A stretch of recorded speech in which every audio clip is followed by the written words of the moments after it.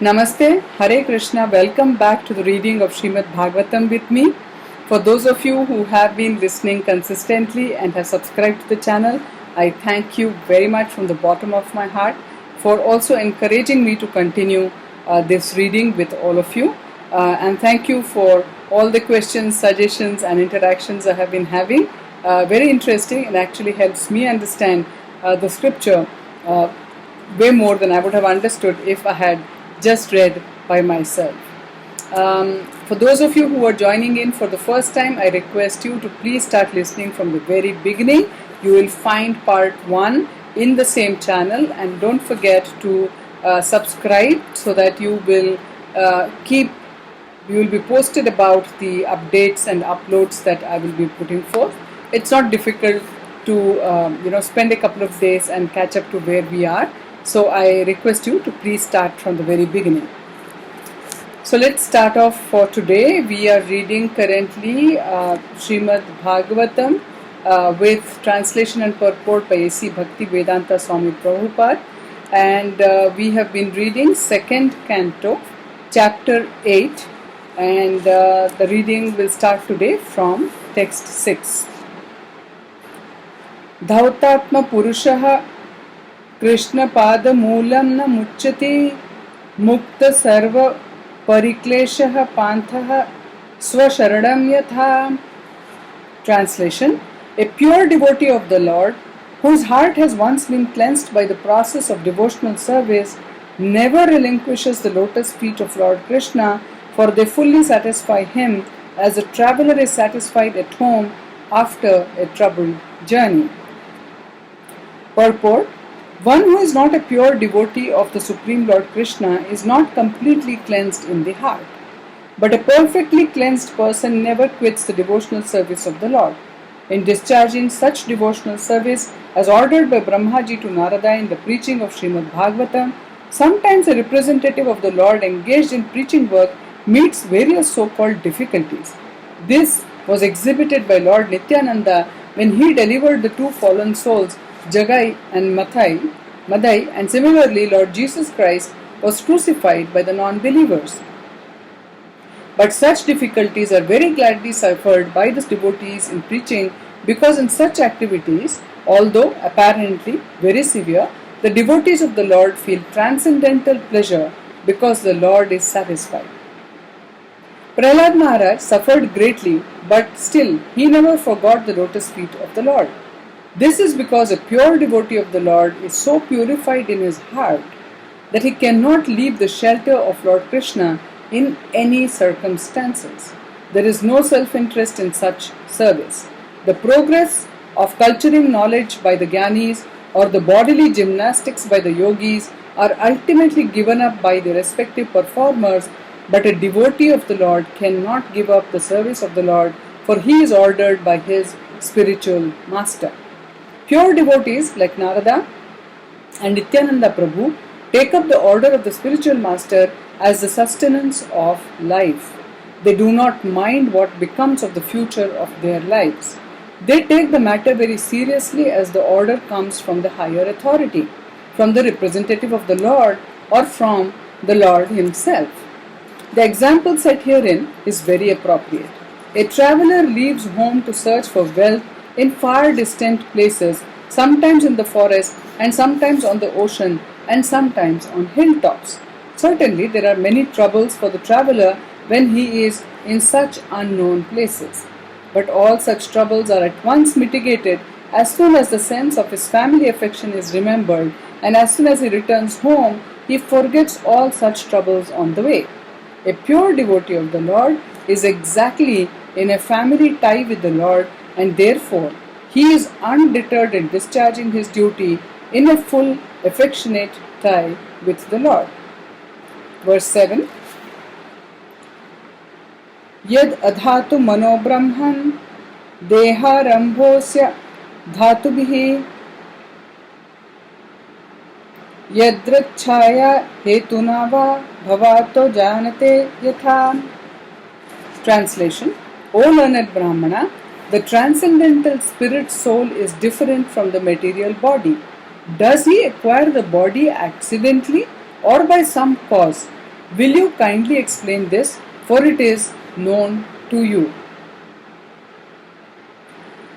Purport: Maharaj Parikshit, being a typical devotee, is not only satisfied by confirming the importance of hearing the Srimad Bhagavatam from the representative of Brahmaji by disciplic succession, but he is still more anxious to establish the philosophical basis of Srimad Bhagavatam.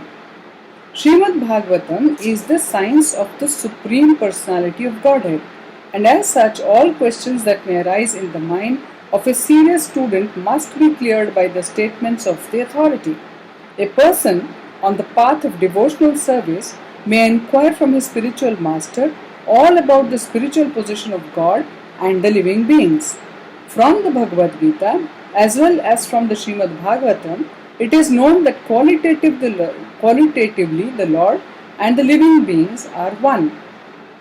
The living being is the conditioned state of material existence and is subjected to many transmigrations by continuous changing of the material body. But what are the causes of the material embodiment of the part and parcel of the Lord? Maharaj Parikshit inquires about this very important matter for the benefit of all classes of candidates on the path of self-realization and devotional service to the Lord. Indirectly, it is confirmed that the Supreme Being, the Lord, makes no such material changes of body. He is spiritually whole with no difference between his body and his soul, unlike the conditioned soul. The liberated living beings who associate with the Lord in person are also exactly like the Lord. Only the conditioned souls awaiting liberation are subjected to change of bodies. How was the process first begun? In the process of devotional service, the first step is to take shelter of the spiritual master and then inquire from the spiritual master all about the process. This inquiry is essential for immunity to all kinds of offences on the path of devotional service. Even if one is fixed in devotional service like Maharaj Parikshit, he must still inquire from the realized spiritual master all about this. In other words, the spiritual master must also be well versed and learned so that he may be able to answer all these inquiries from the devotees. Thus, one who is not well versed in the authorized scriptures and not able to answer all such relevant inquiries should not pose as a spiritual master for the matter of material gain. It is illegal to become a spiritual master if one is unable to deliver the disciple. Text 8. Asid yadudrat padmam loka samasthana lakshanam yavan ayam vaipurusha yatta vayavaiha prithak tavan asav iti proktaha samastha vayavavan iva.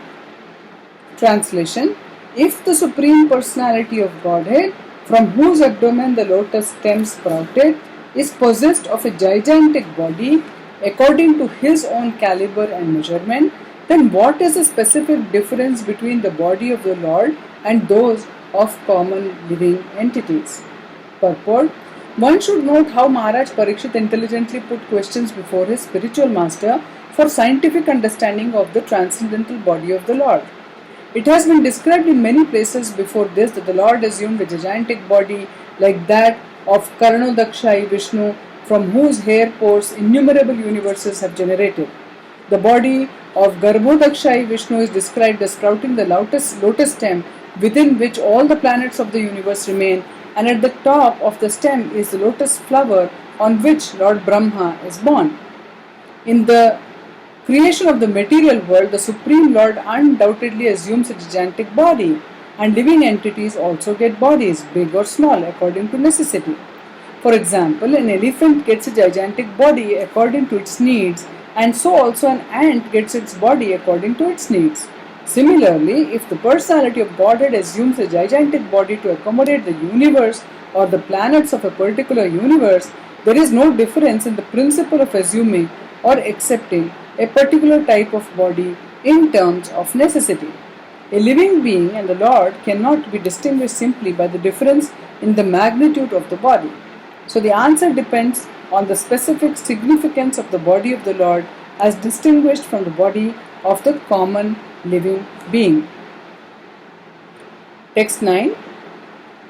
Ajah srujati bhutani bhutatma yad anugrahat dadarsha yena tadrupam nabhi padma samudbhavaha. Translation. Brahma, who was not born of a material source but of the lotus flower coming out of the navel abdomen of the Lord, is the creator of all those who are materially born. Of course, by the grace of the Lord, Brahma was able to see the form of the Lord. Purport. The first living creature Brahma is called Ajaha because he did not take his birth from the womb of a mother materially born. He was directly born from the bodily expansion of the lotus flower of the Lord. Thus, it is not readily understandable whether the body of the Lord and that of Brahma are of the same quality or different. This must also be clearly understood. One thing is, however, certain.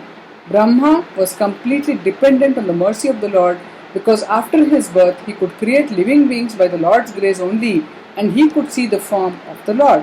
Whether the form seen by Brahma is of the same quality as that of Brahma is a bewildering question, and Maharaj Parikshit wanted to get clear answers from Srila Shukdev Goswami. We will end the reading today here, friends, and I will see you again soon with the next reading. Till then, stay home, stay safe. Hare Krishna.